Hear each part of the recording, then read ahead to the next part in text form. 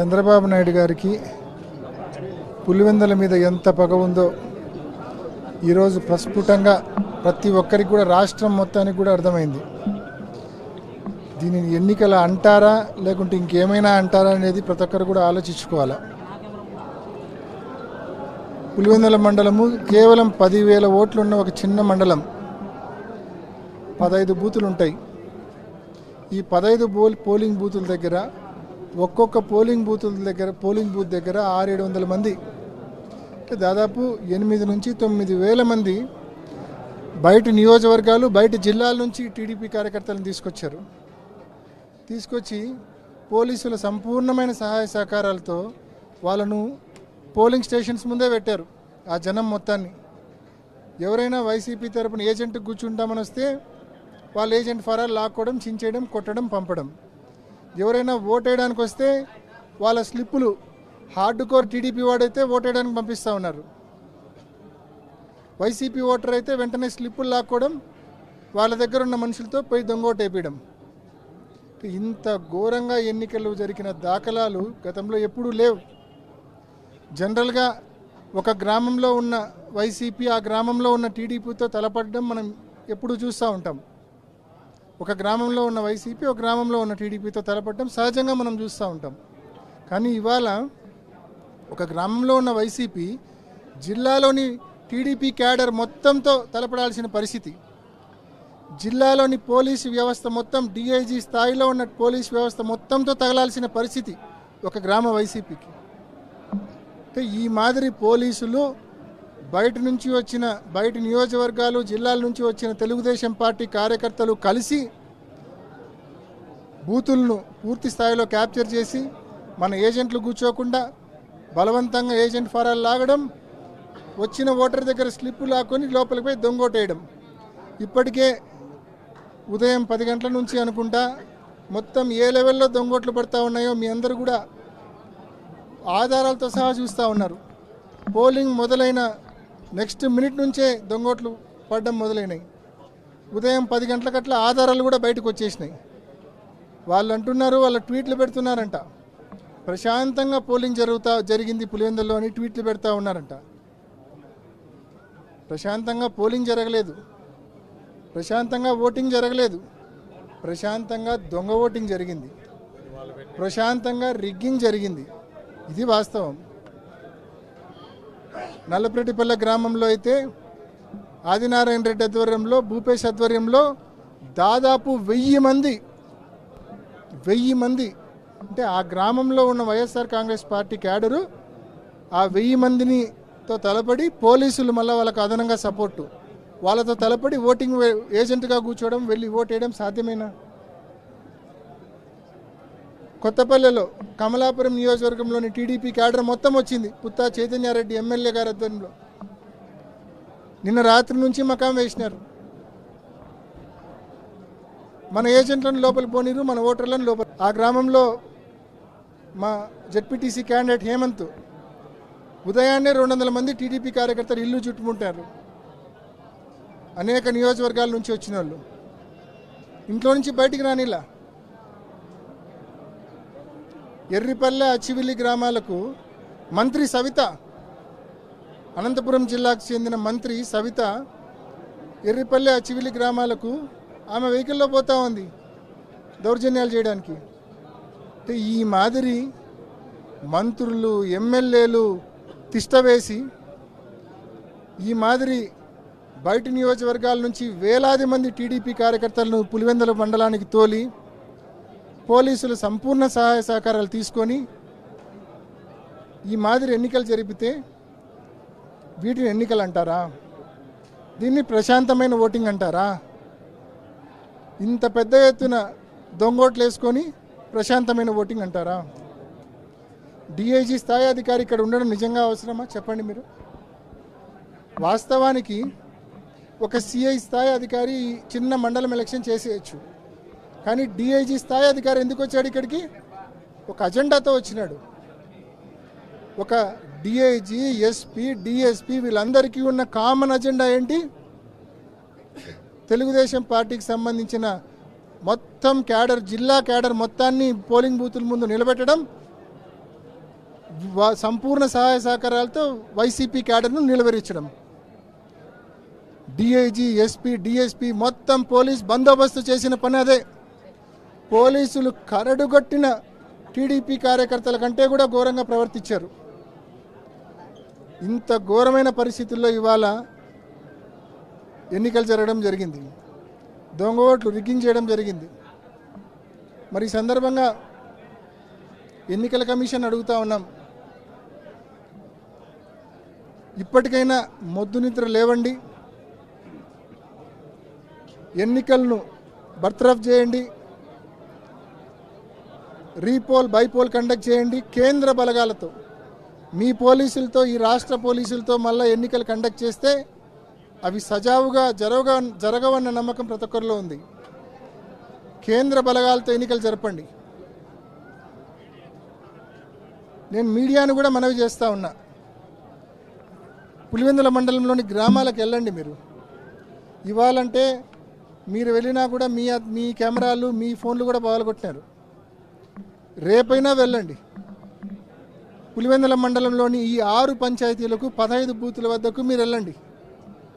ప్రజలను అడగండి, ఎన్నికలు ఎలా జరిగాయని ప్రజలను అడగండి. మీరు ఓటు వేశారా అని అడగండి. ఓటు వేయకపోతే ఎందుకు ఓటు వేయలేదు, ఏ పరిస్థితుల్లో ఓటు వేయలేదని అడగండి.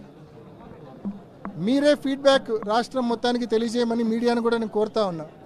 ఎల్లో మీడియాను కాదులేండి, మిగతా మీడియా.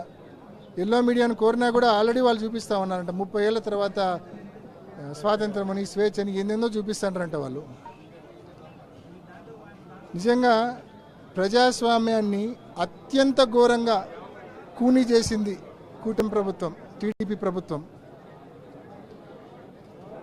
సో ఇటువంటి పరిస్థితుల్లో జరిగిన ఎన్నికలను ఏమాత్రం ప్రామాణికంగా తీసుకోవాల్సిన అవసరం లేదు. తప్పకుండా వీటిపైన న్యాయ పోరాటం చేస్తాం. రేపటి నుంచే హానరబుల్ హైకోర్టును ఆశ్రయిస్తాం, న్యాయ పోరాటం చేస్తాం. మళ్ళీ repoll or bypoll with central forces వచ్చే దిశగా వైఎస్ఆర్ కాంగ్రెస్ పార్టీ తప్పకుండా పనిచేస్తుంది, కృషి చేస్తుందని చెప్పి తెలియజేస్తూ ఉన్నా. మరీ ముఖ్యంగా ఇవాళ ఉదయం 5:30, 6 నుంచి మా కార్యకర్తలపైన ఎన్నో దాడులు జరిగినాయి. మా ఏజెంట్లపైన, మా పోలింగ్ ఏజెంట్లపైన అనేక దాడులు జరిగినాయి. పులివెందుల మండల ఓటర్లపైన దాడులు జరిగినాయి. వాళ్ళందరికీ తెలియజేస్తూ ఉన్నా, ఎవ్వరూ అధైర్యపడకండి, మీకు తోడుగా తప్పకుండా మేమంతా ఉంటామని గట్టిగా మీ అందరికీ తెలియజేస్తూ ఉన్నా. ఎవ్వరూ అధైర్యపడాల్సిన పని లేదు. ఇటువంటి ఎన్నికలు పిరికి పందులు మాత్రమే ఇటువంటి ఎన్నికలు చేస్తాయి. కన్నంపల్లె గ్రామంలో ఇందాక ఆడోళ్ళు వచ్చి చెప్తా ఉన్నారు, అచ్చివిల్లి, ఎర్రిపల్లి, నలుప్రెడ్డిపల్లి గ్రామస్తులు వచ్చి చెప్తా ఉన్నారు, మన గ్రామంలో టీడీపీ ఉన్నింది, టీడీపీ క్యాడర్ బయటపడి ఉన్నింది కేవలం 10%. కానీ వాళ్ళు ఇన్నేళ్ళుగా, ఇన్ని పర్యాయాలుగా ఎప్పుడు ఎన్నికల్లో ఏజెంట్గా కూర్చున్నా మేము కూర్చొని ఇచ్చాం. మేము అనుకుంటే మాకు బయట గ్రామం, బయట మండలం కూడా అవసరంలే, మేమే బయటికి ఈడ్చి పారేసే వాళ్ళము. కానీ మేమెప్పుడు తెలుగుదేశం పార్టీ వాళ్ళు ఏజెంట్లుగా కూర్చుంటే మేము కూర్చొని ఇచ్చాము. కారణం మన బలం పైన మనకు నమ్మకం ఉంది కాబట్టి మేము ఏజెంట్లుగా కూర్చోబెట్టాం తెలుగుదేశం పార్టీ వాళ్ళను ఇన్నేళ్లుగా. కానీ ఇవాళ వీళ్ళు తెలుగుదేశం పార్టీ వాళ్ళు వాళ్ళ బలం మీద, వాళ్ళ పర్ఫార్మెన్స్ మీద వాళ్ళకి నమ్మకం లేదు కాబట్టి ఈ మాదిరి జిల్లాలోని వాళ్ళ క్యాడర్ మొత్తాన్ని ఇటువంటి పిరికి పందులు చేసే చర్యలు ఇవాళ తెలుగుదేశం పార్టీ చేసింది. తెలుగుదేశం పార్టీ జిల్లా క్యాడర్ చేసింది. అనంతపురం నుంచి కూడా వచ్చారు తెలుగుదేశం పార్టీ క్యాడర్. అంటే ఈ మాదిరి ఒక జిల్లా క్యాడర్ అంతా వచ్చి మీ పార్టీకి సంబంధించిన ఒక జిల్లా క్యాడర్ మొత్తం సంపూర్ణమైన పోలీసుల సహాయ సహకారాలతో వచ్చి ఒక చిన్న మండలం మీద పడితే, 15 బూతుల మీద పడితే నిజంగా సబబేనా అని అడుగుతా ఉన్నా నేను. సబబేనా? మీరు ప్రతి పోలింగ్ బూత్లో వెబ్ కాస్టింగ్ జరిగింది కదా, ఆ వెబ్ కాస్టింగ్ రిలీజ్ చేయండి. ఎన్ని దొంగ ఓట్లు పడినాయో, ఎన్ని అసలైన ఓట్లు పడినాయో రుజువు అయిపోతుంది. 15 బూతులకు సంబంధించిన పోలింగ్ బూత్ లోపల వెబ్ కాస్టింగ్ రిలీజ్ చేయాలా, పోలింగ్ బూత్ బయట రికార్డ్ చేసిన సీసీ ఫుటేజెస్ రిలీజ్ చేయాలా. తద్వారా ప్రజలందరికీ స్పష్టంగా ఎన్నికల కమిషన్కు ప్రజలందరికీ స్పష్టంగా ముఖ్యంగా న్యాయస్థానాలకు స్పష్టంగా ఇక్కడ జరిగింది పోలింగా లేకుంటే రిగ్గింగా, ఓటింగా లేకుంటే దొంగ ఓటింగా అనేది ప్రతి ఒక్కరికి అర్థం కావాలా. మేమేదో ఇవాళ మాకు నష్టం జరిగిందని నేను మాట్లాడడంలా. మాకేంది అనంతపురం నుంచి కూడా వచ్చారు తెలుగుదేశం పార్టీ క్యాడర్. అంటే ఈ మాదిరి ఒక జిల్లా క్యాడర్ అంతా వచ్చి మీ పార్టీకి సంబంధించిన ఒక జిల్లా క్యాడర్ మొత్తం సంపూర్ణమైన పోలీసుల సహాయ సహకారాలతో వచ్చి ఒక చిన్న మండలం మీద పడితే 15 బూతుల మీద పడితే నిజంగా సబబేనా అని అడుగుతా ఉన్నా నేను. సబబేనా? మీరు ప్రతి పోలింగ్ బూత్లో వెబ్ కాస్టింగ్ జరిగింది కదా, ఆ వెబ్ కాస్టింగ్ రిలీజ్ చేయండి. ఎన్ని దొంగ ఓట్లు పడినాయో ఎన్ని అసలైన ఓట్లు పడినాయో రుజువు అయిపోతుంది. 15 బూతులకు సంబంధించిన పోలింగ్ బూత్ లోపల వెబ్ కాస్టింగ్ రిలీజ్ చేయాలా, పోలింగ్ బూత్ బయట రికార్డ్ చేసిన సీసీ ఫుటేజెస్ రిలీజ్ చేయాలా. తద్వారా ప్రజలందరికీ స్పష్టంగా ఎన్నికల కమిషన్కు ప్రజలందరికీ స్పష్టంగా ముఖ్యంగా న్యాయస్థానాలకు స్పష్టంగా ఇక్కడ జరిగింది పోలింగా లేకుంటే రిగ్గింగా, ఓటింగా లేకుంటే దొంగ ఓటింగా అనేది ప్రతి ఒక్కరికి అర్థం కావాలా. మేమేదో ఇవాళ మాకు నష్టం జరిగిందని నేను మాట్లాడడంలా. మాకు ఇవాళ మా వాళ్ళు ఇబ్బంది పడినారని నేను మాట్లాడడంలా. ఇది నిజంగా ప్రతి ఒక్కరు తెలుసుకోవాలా. పులివెందల మండలంలో ఇవాళ జరిగింది ఓటింగా లేకుంటే దొంగ ఓటింగా అనేది ప్రతి ఒక్కరు తెలుసుకోవాల్సిన అవసరం ఉంది. కాబట్టి ఎన్నికల కమిషన్ అడుగుతా ఉన్నాం, ప్రతి బూత్లో మీరు వెబ్ కాస్టింగ్ చేశారు కదా, ప్రతి బూత్ లోపల చేశారు, బయట ప్రెమిసెస్లో చేశారు, అదంతా రిలీజ్ చేయండి. అందులో ఇతర నియోజకవర్గాల ఓటర్లు, కమలాపురం వాళ్ళు, జమ్మలమడుగు వాళ్ళు, ప్రొద్దుటూరు వాళ్ళు ఎంతమంది ఉన్నారో మేము చూపిస్తాం. ఉదయం రిలీజ్ చేసిన ఒక 2 నిమిషాల వీడియోకే మేము దాదాపు 10 మంది జమ్మలమడుగు వాళ్ళను, 10 మంది కమలాపురం వాళ్ళను చూపించాం 2 నిమిషాల వీడియోకే. మీరు ఉదయం 7 నుంచి సాయంత్రం 6 వరకు 5 వరకు అంటే 10 గంటల వెబ్ కాస్టింగ్ మీరు రిలీజ్ చేసి చూపిస్తే మేము వేలాదిగా దొంగ ఓట్లు మేము చూపిస్తామని చెప్పి కూడా తెలియజేస్తూ ఉన్నాం. కాబట్టి తప్పకుండా వెబ్ కాస్టింగ్ లోపల అండ్ బయట రికార్డ్ చేసిన ఫుటేజెస్ మొత్తం కూడా ట్రాన్స్పరెంట్గా నిలబడిన కంటెస్ట్ చేసిన అభ్యర్థులకు ఒక కాపీ ఇవ్వాల్సిందే. వైఎస్ఆర్ కాంగ్రెస్ పార్టీ అభ్యర్థి హేమంత్ రెడ్డికి ఒక కాపీ ఇస్తే ఆ కాపీని మేము తీసుకొని ఎన్ని దొంగ ఓట్లు పడినాయో పక్కాగా మేము విత్ ఫేస్ ఐడెంటిటీ నిర్ధారణ చేసి చూపిస్తాం.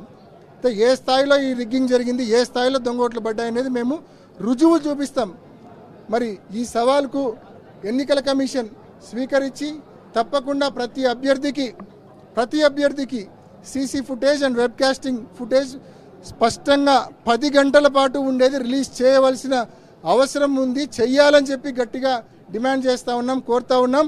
అదేవిధంగా ఇవన్నీ పరిశీలించి ఈ ఎన్నికను ఇటువంటి చెత్త ఎన్నికలు, ప్రజాస్వామ్యం కూనీ చేసే ఎన్నికలు, ఇటువంటి ఎన్నికలు బహుశా ఏ రాష్ట్రంలో ఎప్పుడూ జరిగి ఉండవు. బీహార్ లాంటి రాష్ట్రంలో కూడా ఇటువంటి ఎన్నికలు జరిగి ఉండవు. ఇటువంటి ఎన్నికలు జరిపే బదులు అసెంబ్లీలో పార్లమెంట్లో ఒక కొత్త చట్టం చేసుకొని నామినేషన్ బేసిస్లో మీరు జెడ్పీటీసీలను ఎంపీటీసీలను ఎన్నుకోవడం మంచిది. కేవలం ఇటువంటి ఈ మాదిరిగా ఎన్నికలు జరిపి గెలిచినామనిపించుకోవడం కంటే మీరు నామినేషన్ బేసిస్లో చేయించుకోవడం మంచిది. కాబట్టి ఈ మాదిరి ఎన్నికలు దేశంలో ఎక్కడ జరిగి ఉండే ఆస్కారమే లేదు. One of it's kind. నేను మీ అందరినీ మరోసారి మనవి చేస్తాను, రేపటి నుంచి మీరు 6 పంచాయతీలకు వెళ్ళి నిజంగా ప్రతి ఒక్కరిని అడగండి, నిజంగా ఎన్నికలు ఎలా జరిగాయి, మీరు ఓటు వేసారా లేదా, వేయకుంటే ఎందుకు వేయలేదు, ఏ పరిస్థితుల్లో వేయలేదు అని ప్రతి ఒక్కరిని అడగండి. నేను చెప్పిన మాటల్లో నిజం ఉందా లేదా మీకే అర్థమవుతాయి గ్రామాల్లోకి పోతే. ఈ పిలుపు ప్రతి మీడియా ఛానల్కి ఇస్తా ఉన్నా, ఎక్సెప్ట్ ఎల్లో మీడియా ఛానల్. ప్రతి ఒక్కరు కూడా వెళ్ళండి, దయచేసి కనుక్కోండి ఏ మాదిరి ఎన్నికలు జరిగాయో.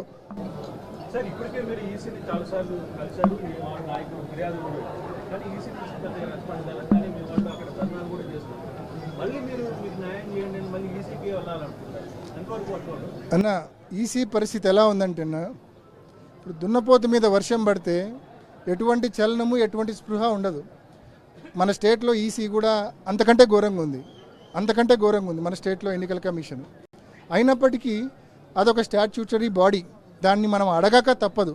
దాన్ని అడిగిన తర్వాతనే మనం హానరబుల్ హైకోర్టుకు పోవచ్చు.